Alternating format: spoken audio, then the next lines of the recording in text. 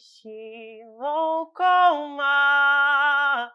Será qualificada ela quem recusar. Seguir receita tal, a receita cultural do marido da família. Cuida, cuida da rotina. Que felicidade! Que emoção! Boa noite! Meu nome é Célia Regina, eu sou mulher, eu sou mãe, eu sou feminista, eu sou antirracista, daquelas encrenqueiras, anti-LGBTfóbicas, daquelas que arrumam um barraco mesmo. E este é o nosso podcast Se Essa Rua Fosse Minha.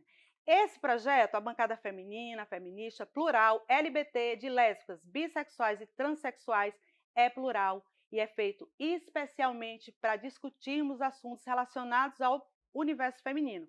É produzido pela Rede Você, em parceria com a DPJ, e eu gosto de iniciar mandando um abraço para Peixinho, para Fabrícia, para toda a galera da DPJ e da Rede Você, que abriu as suas portas assim que a gente falou sobre essa bancada. Eles não pensaram duas vezes. Esse cenário lindo que vocês estão vendo aqui foi todo produzido pela Rede Você. Um grande abraço. Para que esse projeto aconteça, a gente precisa de grana, né? Porque esse negócio não é baratinho, não. Tem gente que quando entra na tela do outro lado, quando chega aqui, fala que cenário, que estrutura. Então, custa alguns centavos e se vocês quiserem contribuir com o projeto, as nossas canecas estão à venda. Você pode falar com a gente no nosso direct, lá no Instagram, ou então no YouTube. E falar no YouTube, se inscreve no nosso canal. O nosso canal é YouTube/Se Essa Rua Fosse Minha e Tua. Divulga, comenta, deixa o seu like e importantíssimo é se inscrever, tá? A gente está percebendo que muita gente está assistindo aos nossos vídeos, mas esquecendo de se inscrever e a gente precisa monetizar o canal. Então vai lá e se inscreve, segue as nossas redes sociais. No Instagram nós estamos. Instagram Se Essa Rua Fosse Minha BR, e tem também o meu perfil, que é celiaregina.arouca. Vocês nos encontram por lá. E eu já começo assim, toda a gratidão, agradecendo ao Imaginário Sertanejo, que fica ali na casa do artesão, a minha amiga Beth, que tem cuidado de mim de uma maneira especial, tanto em algumas peças que decoram esse ambiente aqui, são da Casa do Artesão, de Juazeiro. A Casa do Artesão de Petrolina está convidada também para vir morar com a gente aqui no nosso cenário.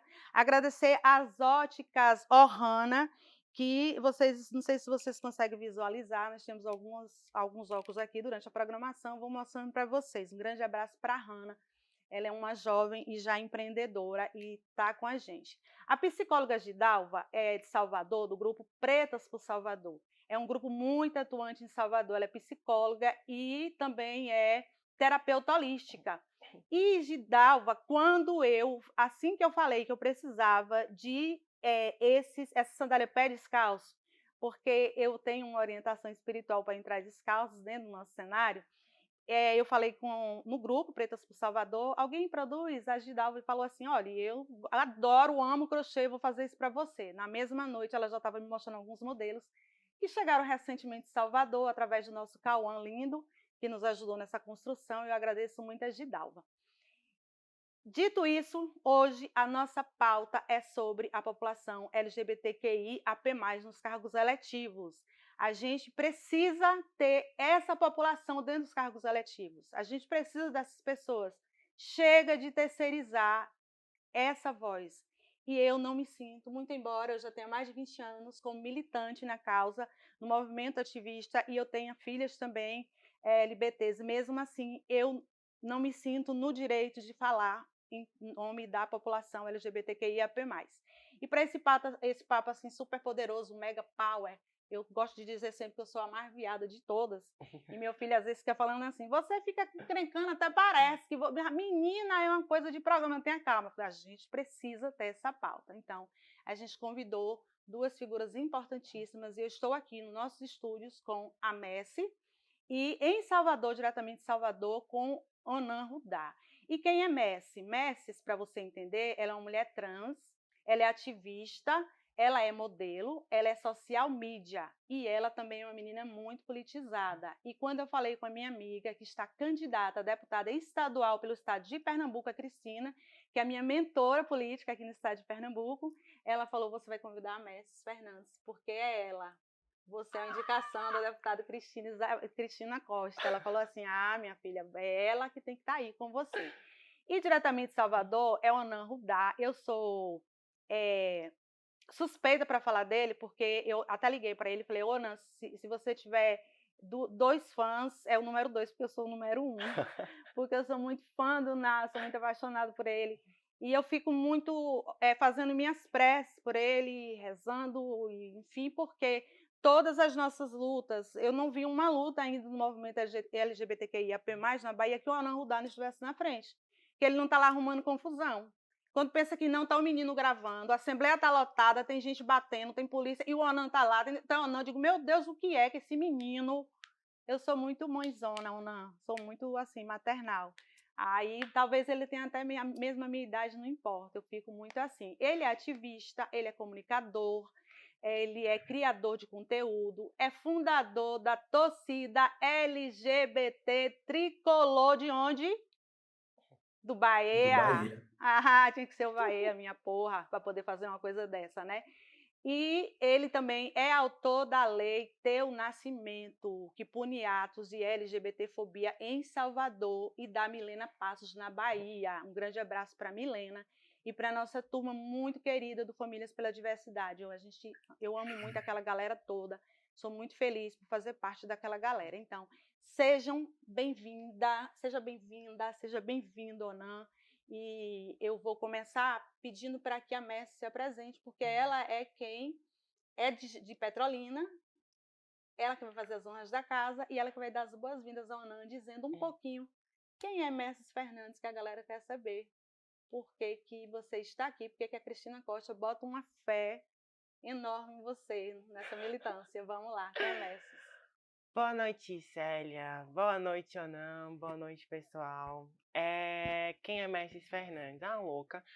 Mas fora isso, Messi Fernandes é modelo, criadora de conteúdo, ativista, Messi é sonhadora, Messi busca o máximo que conseguir ajudar o próximo, né? E é isso, eu sou formada em marketing digital, né? Atuo na área há um pouco mais de 4 aninhos, iniciei minha carreira profissional como modelo, né? Modelo fotográfica. Fiquei aí um período como modelo e logo após ingressei na área de marketing. Graças a Deus consegui a questão desse ingresso mesmo no mercado de trabalho, que é muito complicado para a população trans. E estou aí até hoje, sempre que tem as entrevistas, tem as lutas, as pautas, as coisas. Eu não posso estar lá na frente, dando a cara, mas eu tô ali segurando a galera para ninguém cair. Isso é fantástico, isso é muito importante. E sua carreira musical vai começar que dia? Eu soube que você tem uma palhinha com Maria Bethânia, parece, não sei. Oh! Seria meu sonho. Não, eu canto na realidade por terapia, a gente pode falar assim? Pode. Eu canto por terapia, eu canto para mim me encontrar, voltar para mim centralizar no meio de tanto caos, de tantas coisas para resolver, de vidas conturbadas. Foi um hobby, uma atividade que eu encontrei para me centralizar.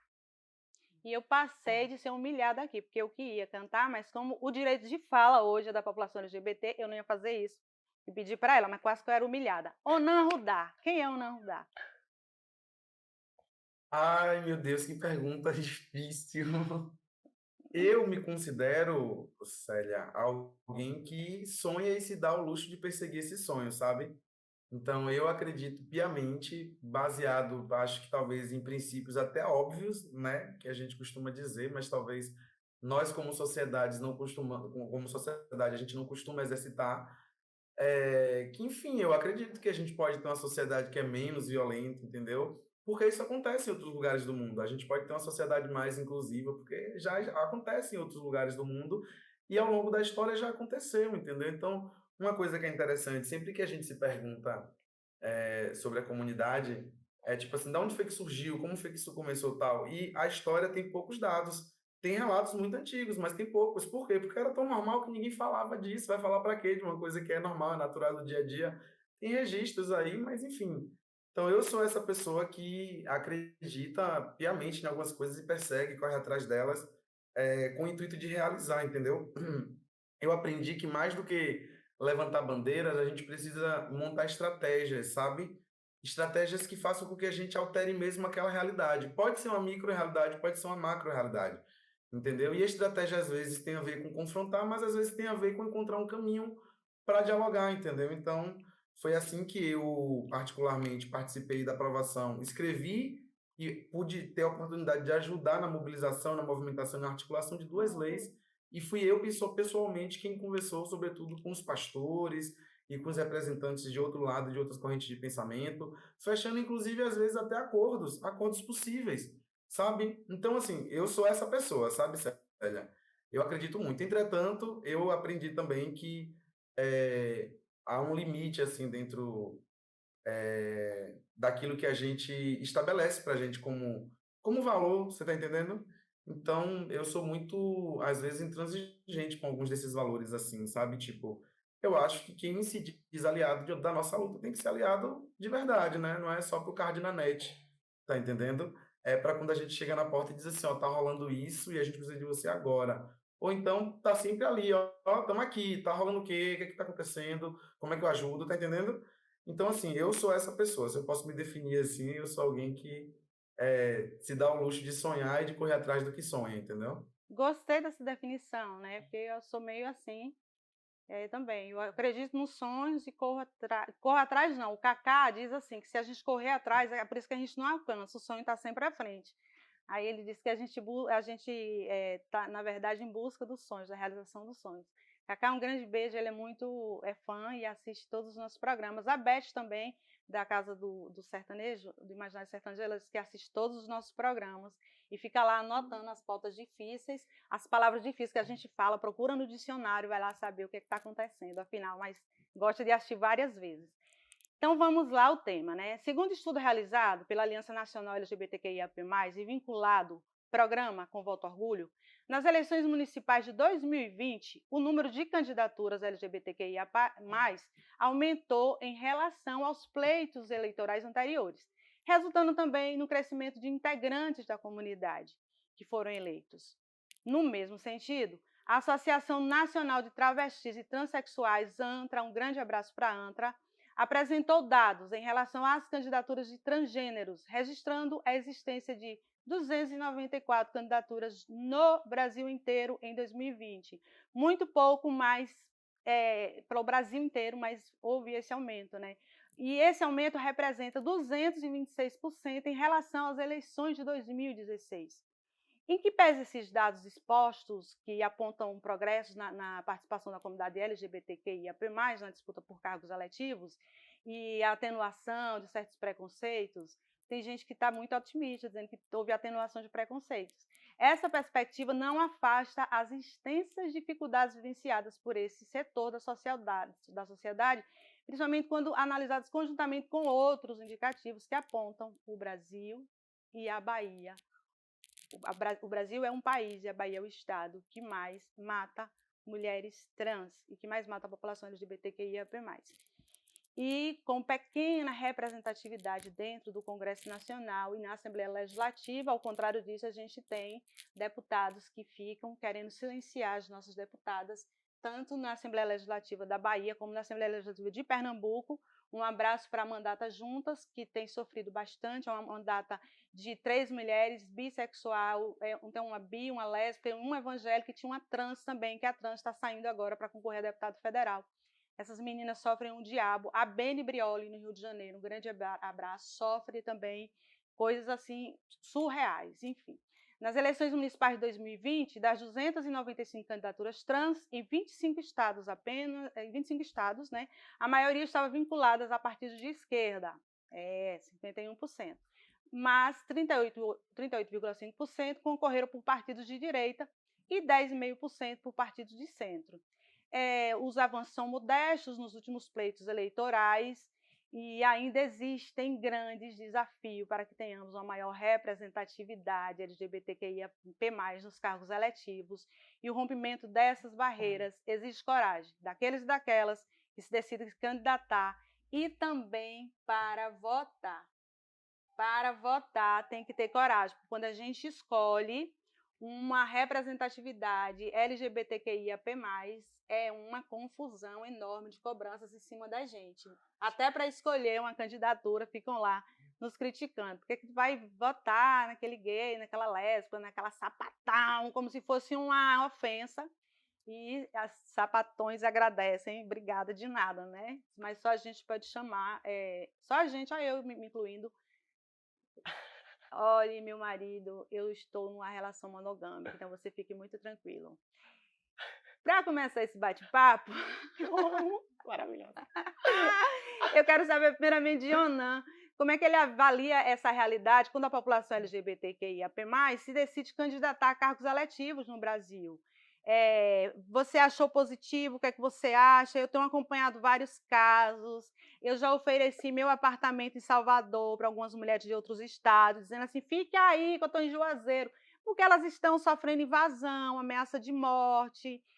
Que confusão! Como é que você avalia quando alguém LGBTQIAP+, se decide a concorrer a um cargo eletivo, qual é a sua análise? Ô, Célia, eu fui candidato na última eleição, né? Então, eu Lembro. acho que eu tenho um lugar muito singular, assim, de fala a respeito desse tema.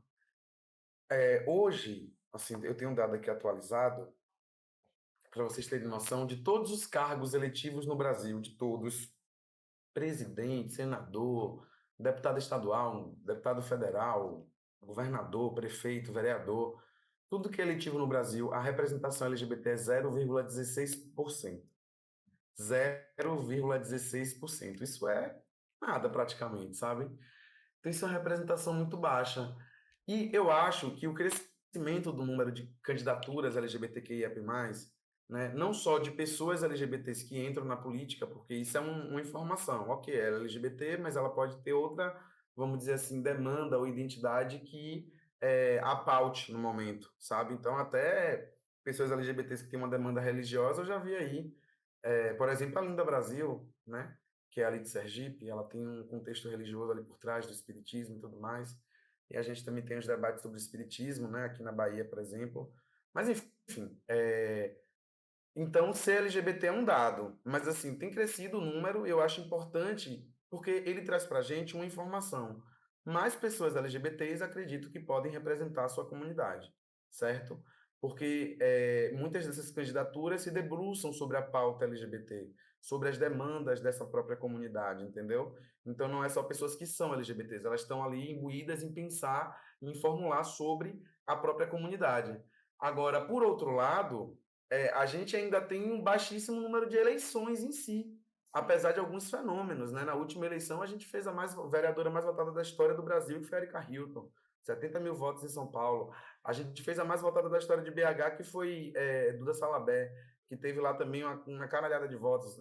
Enfim, a gente teve Linda Brasil também, que é mais votada da história de Aracaju. E alguns fenômenos como esse aconteceram, e eu acho que eles são sintomáticos de como, na realidade, há força nessa pauta, porque é uma das coisas que os partidos tradicionais desconfiam. E aí eu entro para a questão de como é que os partidos tratam isso. Porque não adianta nada ter pessoas LGBTs querendo se colocar e não terem condições. E, objetivamente, quem dá condições para a disputa são os partidos. São eles que formulam seus programas, seus interesses, suas teses e elencam os critérios de distribuição desse dinheiro, entendeu? Então, a baixa representatividade de pessoas negras e de mulheres nas eleições obrigou o TSE a imprimir uma norma que demanda um percentual para os partidos destinarem às candidaturas negras e de mulheres. Por quê? Porque eles não faziam isso. Apesar de ter ali há muito tempo já, né, a cota de candidaturas, o que a gente viu durante muito tempo foram candidaturas laranjas, que nada diziam do ponto de vista do empoderamento das mulheres. E aí agora veio, né, a imposição de um percentual. Com isso, a gente viu crescer o número de mulheres também eleitas. Agora, vejam só, a nossa subrepresentação na política ela é geral e generalizada. Desde sempre, as mesmas pessoas ocupam os mesmos espaços e a gente precisa fazer essa movimentação de disputar também os partidos. É evidente que isso é uma coisa que a gente precisa fazer. Agora, o faremos na medida que haja espaço de disputa, porque muitos partidos nem democracia interna têm. Entendeu? É uma decisão que chega ali, está na mão, pronto, já foi. Então, como é que é isso? Como é que a gente avança na política, sabe? E aí a gente vai vendo que a política só se renova pelos filhos, pelos netos, né? Pelos amigos, Pelas entendeu? Pelos esposas. apadrinhados. Então, e termino dizendo o seguinte, Célia, é, há uma narrativa de que LGBT não vota em LGBT. E isso é fraudulento, isso é fake, isso é Demais, mentiroso. gente. Não Isso há que como a existe. comunidade votar em alguém da comunidade se ela nem sabe que essa pessoa é candidata. Primeiro ponto, certo? E por que ela não sabe? Ela não sabe porque aquela pessoa que é candidata não teve condição de chegar até ela, de atingir a ela. Outro fator importantíssimo é que as campanhas movimentam recursos milionários. E isso gera também, temporariamente, empregos. E muitas pessoas LGBTs acabam sendo, assim que estão no dia a dia, que não são de movimento, são sugadas para campanhas de pessoas héteros endinheiradas, cuja pauta LGBT não vai aparecer, cuja essa demanda não vai ser colocada, mas que essa pessoa precisa desse dinheiro para sobreviver. E não é da nossa cultura, não é da cultura popular ser desonesta, inclusive com as pessoas que deram aquela oportunidade ali. Vocês percebem a complexidade que a gente está Sim. imerso por conta, inclusive, da nossa vulnerabilidade social? Estão entendendo como é complexo? Então não é verdade que LGBT não vota em LGBT. Agora, a gente entra numa campanha que um candidato do mesmo partido tem, às vezes, 1 milhão para disputar uma campanha para vereador e um candidato LGBT não chega a receber 5, por exemplo. Sem Entendeu? contar, Onan, que os candidatos cis, héteros cis, brancos, eles já estão ocupando os cargos há mais tempo, já são, têm secretarias, têm indicações dentro dos governos, já são deputados, e é uma disputa absolutamente injusta, desigual. Como é que você vai conseguir disputar com uma pessoa que já está lá? Assim, você vai disputar com Célia Regina, que é mulher cis, Célia Regina já ocupa cargo há 20 anos, você está chegando aqui agora. Aí eu tenho um cargo dentro de prefeitura, eu tenho um cargo dentro do governo do estado, eu tenho não sei quantas assessorias. Meu amor, menos. Aí vai dizer, o LGBTQ não vota, porque a galera não existe isso, existe o que o ONAN está falando, só para reforçar. E essa questão que você colocou sobre a oligarquia na Bahia, sobre essa questão de os candidatos sempre indicarem seus parentes e aderentes, esposa também é parente, na lei que rege o nepotismo, é visto como parente. Então, a população LGBTQIA+ tem que pensar, se quer representatividade dentro do Congresso, dentro da Assembleia Legislativa, vota nesses candidatos, porque depois não adianta chorar e vir falar com a gente no direct que a gente não vai conseguir porque não existe política pública. Aí eu preciso saber da Messes, o que é que Messes acha sobre ter essa representatividade nesses espaços de poder, assim, como é que você avalia a importância se você tivesse uma deputada trans aqui no estado de Pernambuco. Eu nem sei se você conhecia o Juntas, se você conhecia a Robinho C, fez uma luta maravilhosa. Robinho C conhecia, né? Conhecia, maravilhoso. Conhecia o trabalho, um pouquinho da trajetória, conhecia. Mas, Célia, é o seguinte, a gente parte do princípio que a gente vai pensar o seguinte, para aquela pessoa estar ali, naquele cargo, né, lutando numa batalha mesmo para pessoas LGBTQIA+, aquela pessoa, no mínimo, tem que entender a dor, aquela pessoa tem que entender a vivência e tem que entender tudo que gira em torno da população LGBTQIA+. Então, assim, não existe a gente ter um ministério ali da diversidade, por exemplo, que luta pelos direitos LGBTQIA+, tem uma pessoa cis lá dentro, uma pessoa hétero, cis, branca, vamos dizer assim, que tem. Só o que tem. É só o que tem, galera. É só o que tem. tem. Então, assim, não existe isso. E aí a gente parte que tínhamos anteriormente, como a gente estava conversando aqui anteriormente sobre Dudu, tinha a pessoa, né? Tinha a pessoa que tinha representatividade, que tinha a luta, que tinha tudo. Então, assim, aquela pessoa, ela sabe o que é você ir para um postinho e sofrer preconceito. O que é você ir para um posto de saúde, um SUS, uma AME e não aceitarem seu nome social. É você ir para o mercado de trabalho e você não conseguir trabalho, sabe? Então, assim, é justamente isso, a questão da representatividade, a importância parte daí, de ter pessoas capazes de estar à frente, né, da luta, de certa forma, para poder amparar muitas vezes essas pessoas que não têm tanta estrutura e como a gente estava conversando sobre a questão do ativismo, não sabe como é que faz uma retificação, não sabe como é que vai ver a questão do SUS, precisa de um exame, precisa de alguma coisa, não tem conhecimento. Então, assim, se tivesse uma pessoa dentro, né, que tivesse essa representatividade, né, no meio político, digamos assim, seria muito mais fácil para essas pessoas.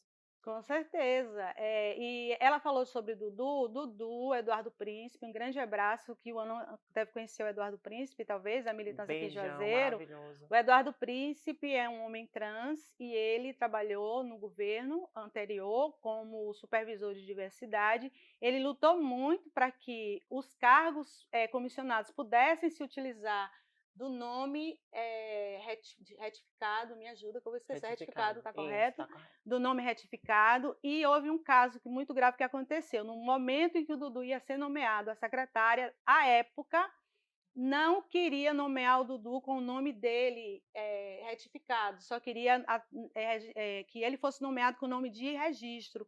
E foi uma luta que nós enfrentamos para que houvesse essa publicação. Como o Juazeiro já tinha se antecipado, tinha aprovado essa lei, que era um direito do Dudu, só estava buscando, então a gente só fez um contato com a procuradoria na hora, e o prefeito à época também falou, não existe isso, Dudu vai ser nomeado como Eduardo Príncipe, sim senhor, quem é que está dizendo que não? A gente teve o apoio do prefeito, mas nós tivemos uma secretária que na hora pesou, o Dudu chorou muito e demorou tipo assim uns 3 dias para o Dudu ser nomeado, porque Dudu é uma figura maravilhosa que faz aqui Genial. uma Coração luta dela. fantástica no Sim. movimento LGBTQIAP+. Eu estou trocando de óculos porque eu estou com idade avançada, esse negócio de óculos para longe, óculos para perto, não sei o quê, e aproveitando para me mostrar com os óculos da Ohana também, né? E tudo isso conta. Então, é por isso que de vez em quando eu estou mudando de óculos aqui. Onan, na Bahia, representatividade política LGBTQIAP+, existe dentro Não, dos espaços existia sim. eletivos.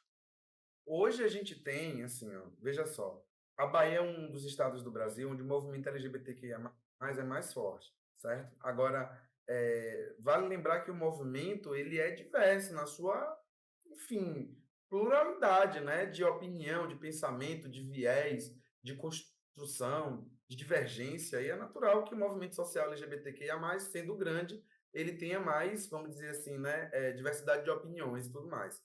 Então, a gente tem na Bahia hoje, depois de muito tempo, a gente tem em Salvador, vou falar aqui que eu me lembro de cor, tá? Eu sei que tem outras pessoas também. A gente tem em Salvador a vereadora Laina, que é uma mulher lésbica Sim, assumida e que traz consigo a pauta LGBTQIA+, mas também a pauta das mulheres negras e sim, tudo sim. mais. Tivemos, anos atrás, Davi Ornelas, em Salvador, né, que era vereador e era assumido, mas não era necessariamente essa pauta que ele tratava, mas era uma coisa que estava ali, porque no entorno dele tinha muitas pessoas LGBTQIA+. Eu não o via, eu era muito criança, mas as pessoas me contam, né? A gente teve Léo Crete, né? Léo Foi Crete. talvez a primeira mulher trans, uma das primeiras mulheres trans do Brasil a terem um mandato popular, eletivo, dado eleita com muito voto, inclusive, né? Infelizmente não se renovou e nunca mais conseguiu se eleger. A gente tem Fabiola Mansur, que é médica, que é lésbica, assumida na Assembleia Legislativa, né? Mas que também a pauta LGBTQIA+ está no entorno de um conjunto de pautas que ela abraça. A gente tem, deixa eu lembrar se tem mais alguém aqui que foi ou que é.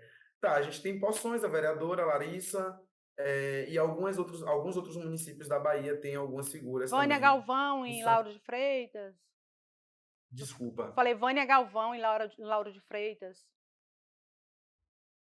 Não me consta que Vânia Galvão seja lésbica assumida, entendeu? Hum. E nem que ela seja vereadora de Lauro, para ser Não, sincero. na verdade, ela foi vereadora, mas ela não está como vereadora agora, ela está como secretária de Educação.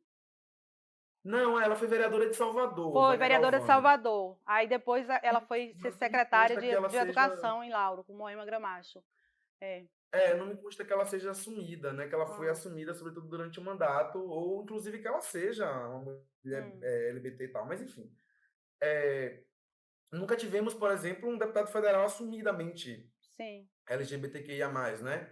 Acho que quem vai para a disputa agora é a Laina, mas a contagem de eleição está bem difícil, bem apertado, o pessoal precisaria ter uma margem maior de votos, e eu acho que internamente a conformação das coisas acabou não sendo muito boa para poder ajudar nisso. Para fazer um federal, pelo que eu entendi, eles priorizaram fazer um estadual, né? Embora a votação de Hilton já fosse bastante expressiva, enfim, coisas da configuração interna, sabe? No PSB a gente vai ter uma candidata que é lésbica e que é PCD, que é a Cristina, então também a ajudarei nesse processo de campanha, né, a apresentar ela também para as pessoas que me acompanham, que me seguem e que acompanham o meu trabalho, entendeu? Mas assim, Célia, objetivamente, tá? Porque eu já florei um bocado de coisa aqui, eu acho que objetivamente, não há projeto de empoderamento da comunidade aqui na Bahia. Ponto. Certo? Não há projeto. O que há são algumas, vamos dizer assim, exceções que, dentro de um contexto de muita batalha, se apresentam, entendeu? E que conseguem galgar um espaço. Então, eu tenho muita clareza que Laina deve ter enfrentado muita dificuldade interna do partido para poder sair como uma das principais candidatas a vereadora, entendeu? E trazer esse recorte também para a divisão interna do partido, pelo que o que me consta, se LGBT no PSOL dava uma, vamos dizer assim, tinha uma taxa ali separada para quem era LGBTQIA+, tem. entendeu? Mas é o único partido que eu ouvi falar nisso e não era algo tão expressivo. Então, assim, falta um projeto de empoderamento real, sabe?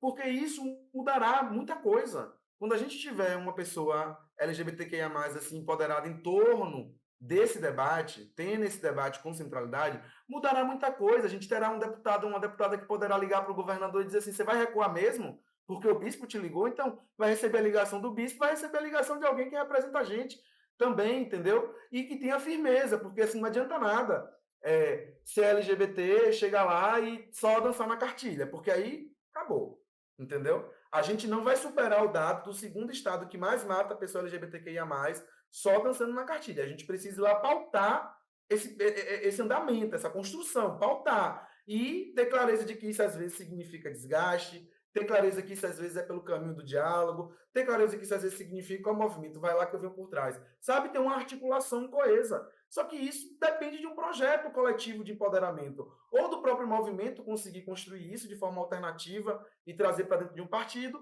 ou algum partido construir isso, entendeu? Então eu ainda não vi isso acontecer de forma coesa, consistente, tá entendendo? Assim, por exemplo, eu não acho que a Erika Hilton foi prioridade do pessoal em São Paulo, não acho. Eu acho que ela pode ter se tornado, mas ela se tornou porque ela, vamos dizer assim, chegou com um aparato social gigante. Todo o mainstream paulista da mídia estava com ela, entendeu? Isso ia dar alguma coisa muito boa, e deu, sabe? Idem para outras pessoas, entendeu? Então, assim, isso não aconteceu na Bahia. O mainstream baiano se omite, por exemplo. Quem é que Daniela Mercury vai apoiar o que ela... Enfim, não estou nem fazendo uma crítica, mas não deixa de ser, entendeu? Eu procurei ela, por exemplo, para poder falar da lei Milena Passos e tal, não pude contar, tá entendendo? E é uma voz potente e tudo mais, poderia ajudar a eleger alguém.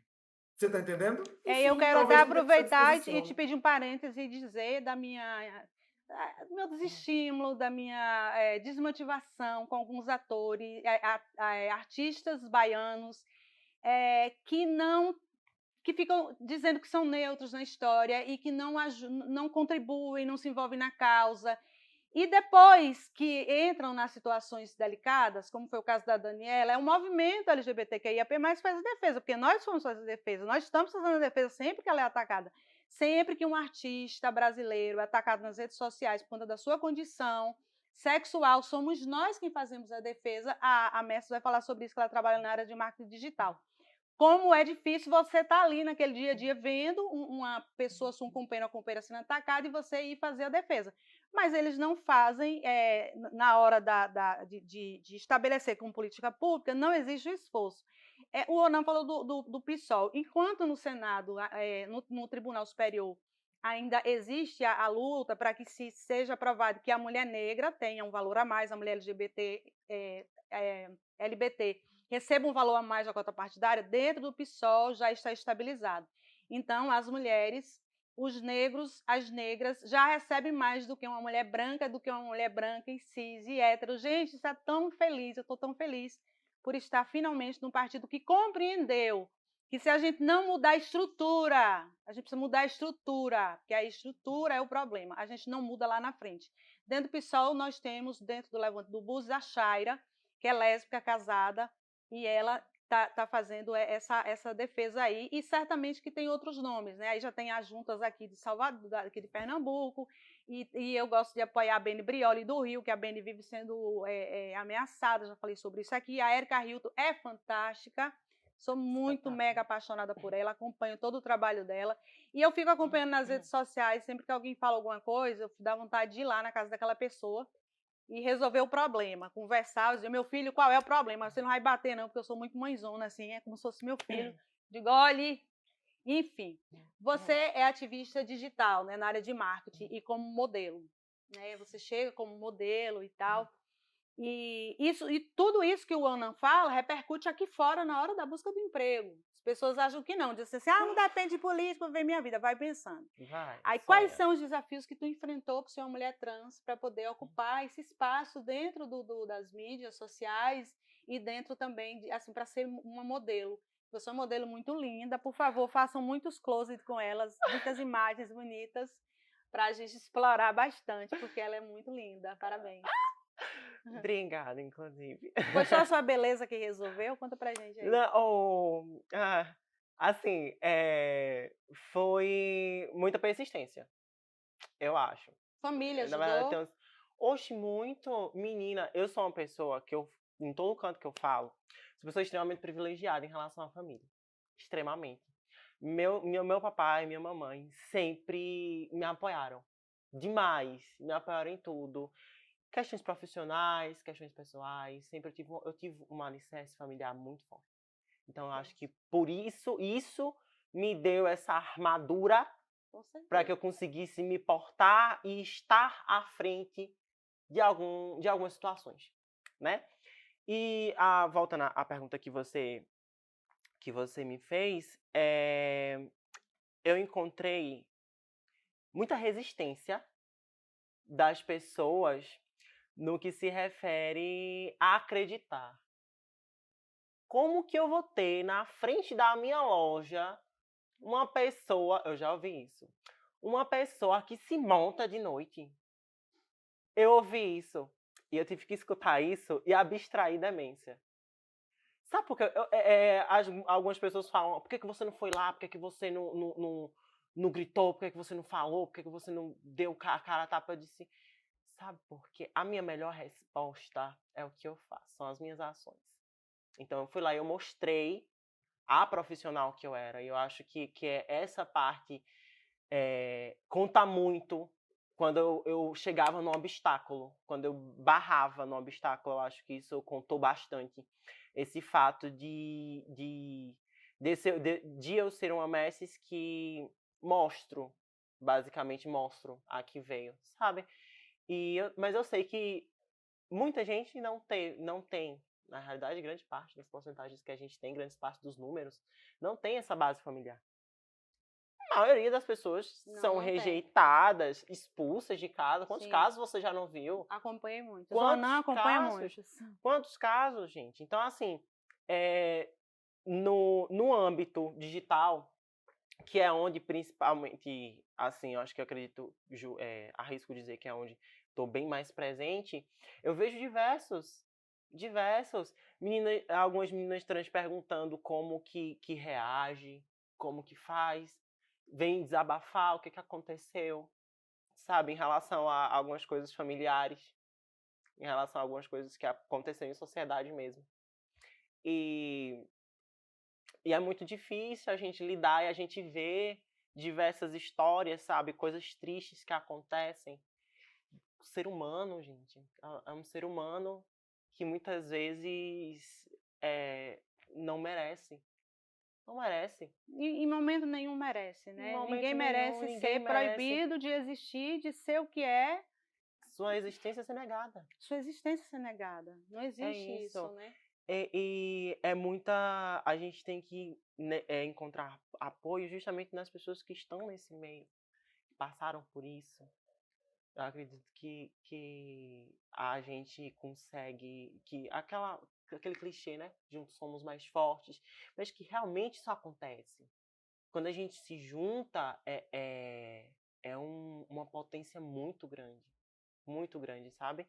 E é basicamente isso. A questão do meio digital, ele nos deixa expostas e expostos a qualquer tipo de ataque.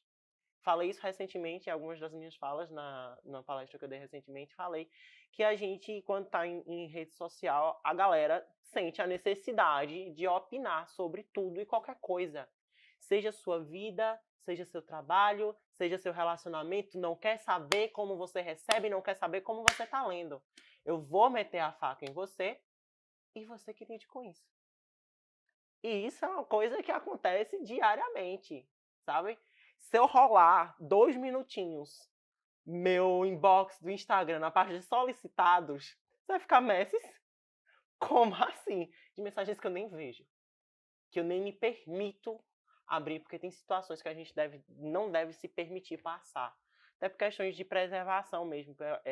Aí é onde eu falo algo pessoal meu mesmo aqui, que é onde a gente evita passar por algumas situações, evita se Perfeito. expor a algumas Eu também coisas, sabe? não me exponho a isso. Quem tiver pretendendo mandar mensagens ofensivas a mim, fique sabendo que eu vou te deixar no vácuo, porque eu não me permito ofensas. Então, as pessoas que vão lá, né, Ana? Ana, vão lá no nosso direct Eu mandar. faço mesmo, viu? Eu apago logo, eu não tenho tempo não, Não nem tem um tempo leio. para Eu isso já não, vejo meu bem. brotado. Procurem o rumo de vocês, Pessoa estão com ódio, ocupadíssima. estão... Vamos procurar uma louça, um negócio, uma Não casa, é um chão pra varrer, uma casa pra passar um pano. óbvio. Ficar destilando ódio de Eu não graça. leio, não leio. Tem gente que Não, se acha que tem que jamais. comentar, eu nem tô lá para comentar nada. E uma coisa que eu nem tô lá pedindo opinião, eu tô expondo a minha opinião. E quando eu gosto do engajamento, aí eu falo com muitas pessoas que nos seguem, né, que nos acompanham, e quando eu falo das minhas dores, não é para que as pessoas fiquem penalizadas, é para que outra pessoa que sente a mesma dor que eu saiba que não está sozinha. É só isso. Né, Ronan? Para Basicamente outra isso. pessoa saber assim, ó, você não está só, tem mais gente sofrendo. A gente já está indo para o encerramento do programa e a gente vai para a última pergunta. Mas antes eu gostaria de ouvir uma análise, porque o Onan é muito politizado. Pera, eu tenho que mandar um abraço para o deputado estadual de Juazeiro, Zó, porque ele foi uma pessoa fundamental nessa luta pela aprovação da lei Milena Passos. Aí, assim, Zó, cara, você foi fundamental, um super abraço para você, que coisa boa que você existe. Eu conheço o Zó de muitas lutas, antes que ele fosse vereador em Juazeiro, com o Comando Virgulino, o Zó da Cultura, o Zó da Cidade de Couro, o Zó é aquele cara mesmo, e foi muito fundamental o apoio que ele nos deu. O Onan foi o autor, né, que redigiu lá os textos, mas a gente precisava de uma bancada, de um deputado comprometido. Vocês estão vendo a diferença de ter um deputado comprometido com as nossas pautas? Vocês estão vendo? Gente, pensem bem, não votem em LGBTfóbicos, não votem em racistas, não votem em machistas, porque a gente vai passar Pesquisem. 4 anos debaixo de um chicote que é muito difícil, mas é difícil demais suportar. Então, antes da última pergunta, eu estou tentando entender qual é a pergunta que a produção estava pedindo para eu fazer aqui para Ronan, porque eu sou dessas mesmo, é óbvio. Sim ou não? Se você acha que aumentou a agressividade nas redes sociais. Gente, existe toda uma direção por aqui, viu? Tem direção, produção. Isso aqui nada acontece só. Essa mulher aqui não é a perfeição. Tem gente me dirigindo. Por isso que eu estou perguntando. Aumentou a agressividade ou não nas redes sociais? Eu diria que sim. Como é que você faz essa leitura? As pessoas, a população. Aumentou, sem dúvidas.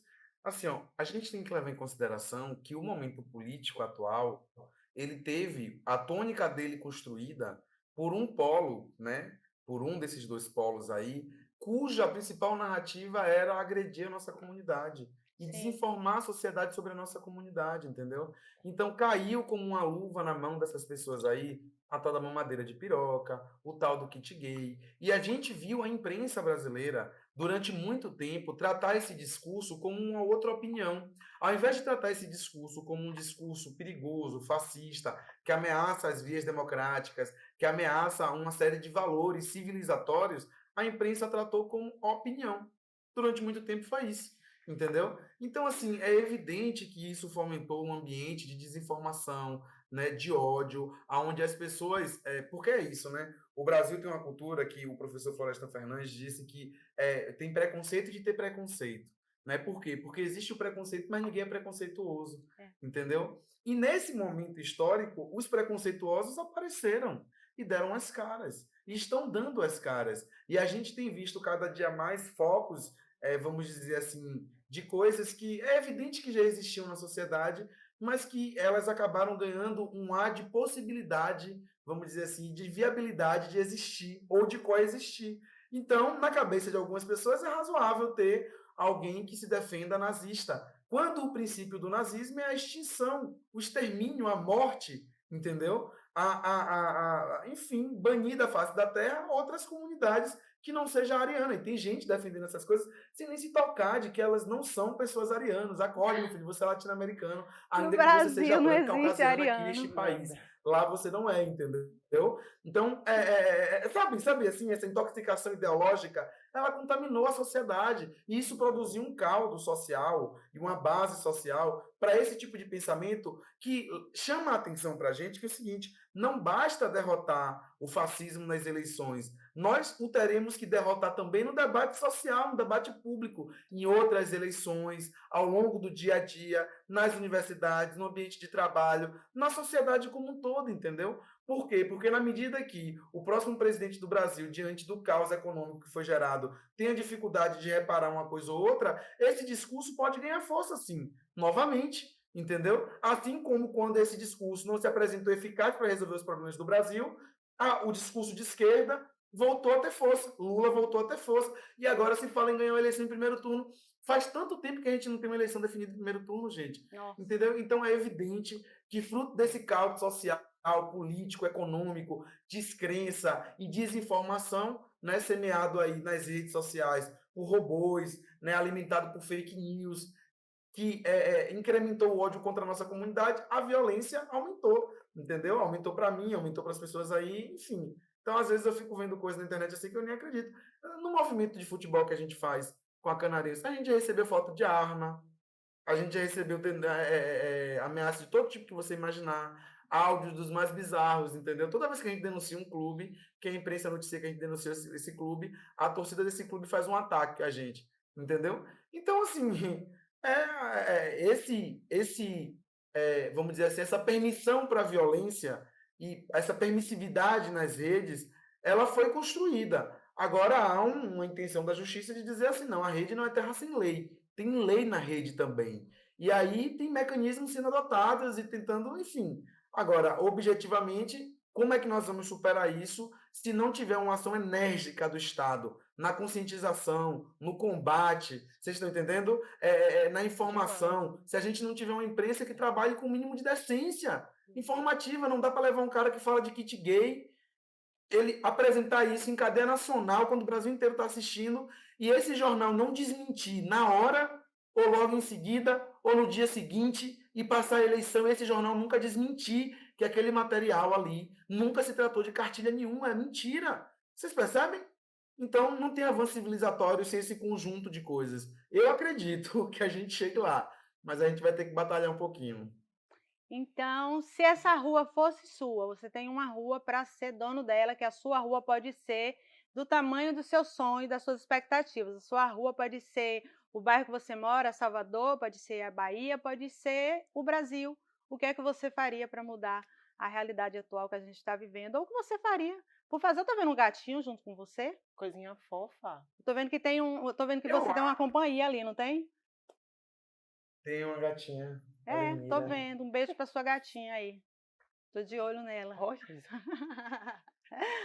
Aí, belíssima. Liz vai gostar de ver. E ela sacudiu toda ali o pescoço. Olha pra isso. Tem uma galera da causa animal que vai Olha, gostar. Ah. eu amanheci, acho que a Bahia e o Brasil, e muita gente do mundo inteiro amanheceu, acho que foi na segunda, com a notícia de um latrocínio, foi na segunda ou foi na terça, de um latrocínio assim, bárbaro, né? Uma menina de 15 anos que estava indo para a escola num dia fútil ou corriqueiro, banal do seu cotidiano. E ela teve, tipo assim, a família dela terminou esse dia enterrando ela porque ela foi assassinada. E muitas coisas me chamam a atenção nesse crime. Muitas coisas me chamam a atenção nesse crime. Primeiro, que a pessoa chegou atirando. A abordagem foi o tiro. Isso não é comum em assalto de celular, de, sabe, essas coisas. Isso não é comum. Isso passou a ser uma possibilidade com esse armamento desenfreado da população. Porque na cabeça de algumas pessoas agora, quando elas forem assaltar, o assaltado pode sim ter uma arma, então ela precisa assaltar e já chegar agindo. Esse caso me chama a atenção por N questões. Então, se essa rua fosse minha, e essa rua é o Brasil, eu acho que a gente não precisa inventar roda nenhuma. É só corrigir as distorções que a gente tem hoje. Que É são só a gente várias. fazer com que quem ganha menos pague menos para viver. E quem ganha mais pague mais. É só isso para a gente conseguir fazer uma distribuição de renda decente nesse país. Para que a gente consiga, a partir disso aqui, pensar modelos sustentáveis de segurança pública. Para que, em paralelo ao combate à violência, ao combate à fome, à miséria, à desigualdade, a gente possa ir fazendo os recortes, incluindo. O problema do Brasil, ele não é, vamos dizer assim, irresolútil, sabe? O problema do Brasil é um problema de boa vontade. Sim. É que a FEBRABAN, nesse momento, assina uma carta em defesa da democracia porque eles perderam dinheiro com o Pix. E com toda, enfim, questão, o Pix acabou sendo talvez a única coisa boa que surgiu desse governo. Sabe? E nem foi Mas a os ação bancos dele, né? entraram numa carta em defesa da democracia porque perderam lucro. Exatamente. Por um sistema que eles tinham de transferência que era horrível, demorado, caro, enfim, sabe? Tô, elogiando o governo Bolsonaro não nesse sentido, porque acho que o Pix ainda tem muitas falhas. Tá entendendo? Ainda Mas pode vocês ser percebem a falsificado. complexidade disso? Sim. Os bancos que hoje fazem transferência de renda de bilhões de lucros e dividendos todos os anos para as famílias que são bilionárias no Brasil, que já pagam menos impostos. Então, se você tem um carro popular, você paga imposto de todo tipo que você imaginar. Se você tem um navio, um iate, você não paga. Entendeu? Isso é graça para essa galera aqui. Isso é o país dos privilégios. Então, se essa rua fosse minha, essa rua é o Brasil. A gente começa corrigindo pequenas coisas. Você está entendendo? Não é, vamos dizer assim, engenhoso a gente combater a LGBTfobia. Não é. Não é. Não é. É uma questão da gente organizar a energia em torno disso. Mas hoje o Estado brasileiro prefere gastar bilhões com armamento, com bala tal, e não debater, por exemplo, a temática das drogas por um viés de saúde pública, sabe? Mas assim, lembrem que arma é indústria. Tem gente ganhando dinheiro com morte, tem gente ganhando dinheiro com exclusão, entendeu? Então, assim, se essa rua fosse minha, eu faria o que é preciso, tipo assim, que é do interesse do povo de verdade. É, eu acho que é isso. Eu acho que é isso que a gente precisa fazer. Eu acho que os políticos do Brasil precisam sentar em torno de uma mesa e fecharem um projeto para o Brasil e não uma negociata que vai favorecer ali circunstancialmente cada um deles no momento. É isso. Maravilhosa. Eu gostei muito. Gostei bastante da sua rua. Vou morar nela. Se essa rua fosse sua, Mestres Fernandes, o que é que você faria? Pode pensar na perspectiva que você quiser, porque a gente tem o direito de sonhar. Se essa rua fosse minha, sabe o que acontece? Célia, eu tenho um objetivo de vida. Eu tenho um objetivo. Esse objetivo é dar voz e espaço a pessoas como eu, que iniciaram como eu, mas que não tiveram as oportunidades nem o alicerce que a gente conversou anteriormente. Meu objetivo é dar espaço, da moradia. Se essa rua fosse minha, pessoas como eu iriam envelhecer. Se essa rua fosse minha, pessoas como eu iriam ter acesso livre a qualquer serviço público. Se essa rua fosse minha, pessoas como eu andariam por aí porque elas trabalham e elas podem usufruir de prazeres que pessoas conseguem, né? Se essa rua fosse minha, seria uma rua feliz. Se essa rua fosse minha, pessoas estariam andando de mãos dadas, amando quem querem amar, sendo feliz da forma que quiserem ser. Seriam respeitadas de forma religiosa, de forma política. A minha rua é o mundo, não se limita ao Brasil. Então, eu acho que eu vou conseguir, porque eu não vou descansar enquanto o meu objetivo não for alcançado. E eu tenho certeza que de cosmos a céu vai ter pessoas para me ajudar e para estar comigo, independente do lugar que eu esteja, independente de Vai onde eu sim, esteja. vai sim. A gente nunca está sozinho. A A gente gente pensa que nunca. está só, nunca está só.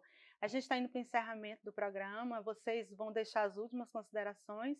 E eu quero agradecer demais ao ONAM por ter vindo me apoiar e dizer que essa casa é sua, que esse cenário é seu. Venha para Juazeiro, traga a nossa amiga Lídice da Mata. Lídice, um beijo, amo muito você sabe disso, do carinho que eu tenho por você, a admiração pela Fabiola Mansur, pelo PSB na Bahia. E gratidão por você ter vindo, por você ter aceitado o nosso convite. Quando você vier a Juazeiro, você monta, elabora a pauta e toma conta aqui, porque essa bancada é nossa, e a gente fala e é literalmente. Então, agradeço também a Messes, porque foi uma coisa, a gente conseguiu essa agenda com ela, e ela conseguiu finalmente vir aqui. Eu estou muito feliz por vocês terem vindo. Vocês vão deixar as suas impressões finais, saudações finais para as pessoas e tal, agradecimentos.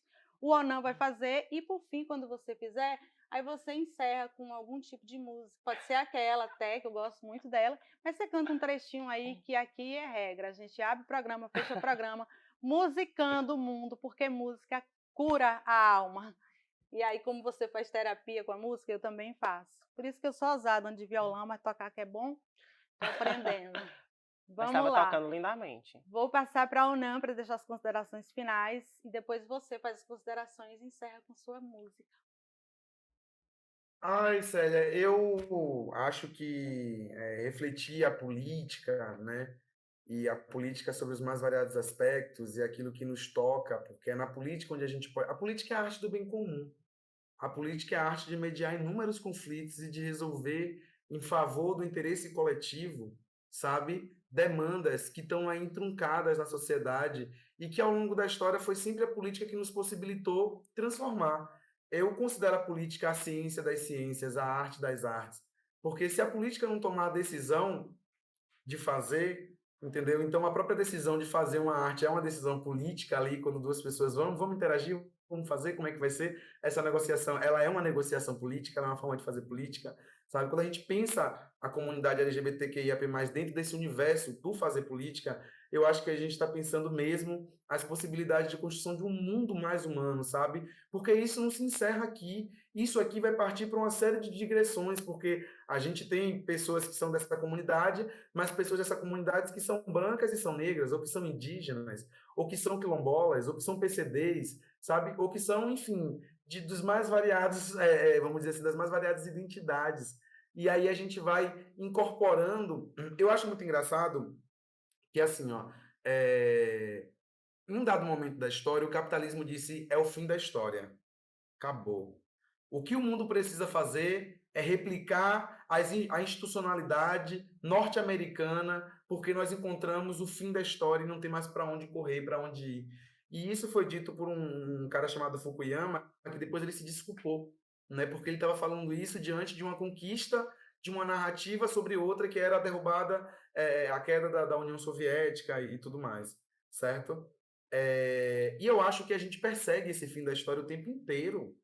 Parece que em algum momento a idade diz pra gente assim, pare, que agora você tem que ficar aqui estacionado. E não tem. A gente tem que estar o tempo inteiro concebendo novas possibilidades de narrativa, novas possibilidades de avanço, de inclusão. Aí a pessoa se incomoda porque alguém quer debater o gênero neutro dentro da linguagem, quando o nosso português é um dos poucos do mundo que tem essa binariedade, o inglês não tem, outras línguas não têm. Por que não debater se isso já existe, entendeu? Então, assim, eu acho que quando a gente traz a comunidade LGBTQIA+ para o ambiente da política, dentro dessa multifacetação que é a política, entendeu? Eu acho que a gente está dando um passo para possibilidades outras, assim mesmo, de construção de noção de mundo, de valor, de igualdade, de respeito, sabe? Eu acredito muito, muito mesmo, assim, que a gente pode virar o jogo em algum momento. Sabe quando uma ideia pega? Da Sim, noite para o dia, todo mundo passou a usar o WhatsApp, e o WhatsApp se tornou uma ideia que pegou. É um produto, é uma ideia que pegou. Talvez em algum momento a gente encontre esse gancho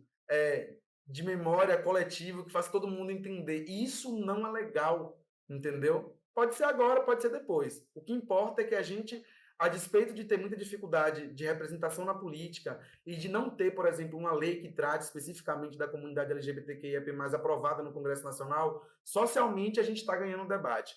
Com todos os ataques, a gente está ganhando um debate. Então, espero que a gente vá nessa maré crescente aí. vai Eu falo sim, muito, viu? beijo. Mas eu adoro te ouvir. Suas considerações finais e pode entrar para a música. Tá foco da música. Minhas considerações finais, vou trazer pro meu meio, né. Gente, eu acho que se soli como é que eu posso falar, galera? Ser solidária?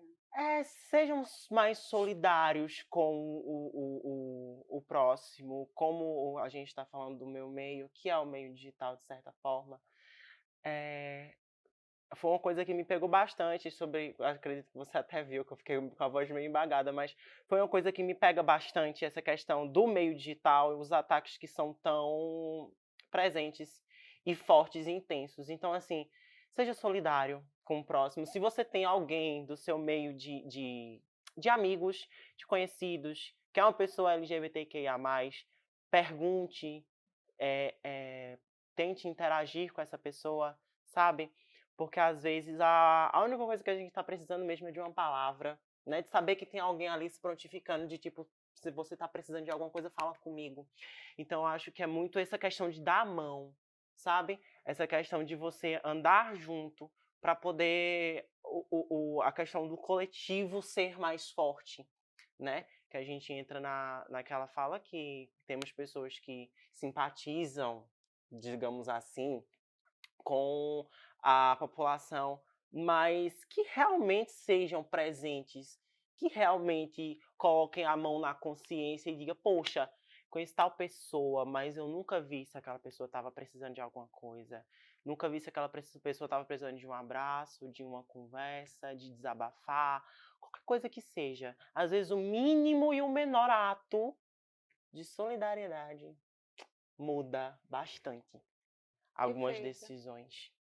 Pode cantar olhando para a mesma câmera que você está olhando, que você está muito à vontade. Vou começar batendo palma. Obrigada. Continuando, você quer aquela mesma música, né? Pode ser? Então eu vou iniciar com o refrão, que ele diz bastante Muito sobre o bom. que a gente está debatendo. E o homem não te define, minha casa não me define, minha carne não me define, eu sou meu próprio lar. E o homem não te define, tua casa não te define, tua carne não te define, você é seu próprio lar. E eu estou muito emocionada. Fiquem com Deus, com todos os orixás, com Tupã, enfim, com Oxalá. Até o próximo episódio. Um grande abraço para todos, todas e todos. Fiquem com Deus.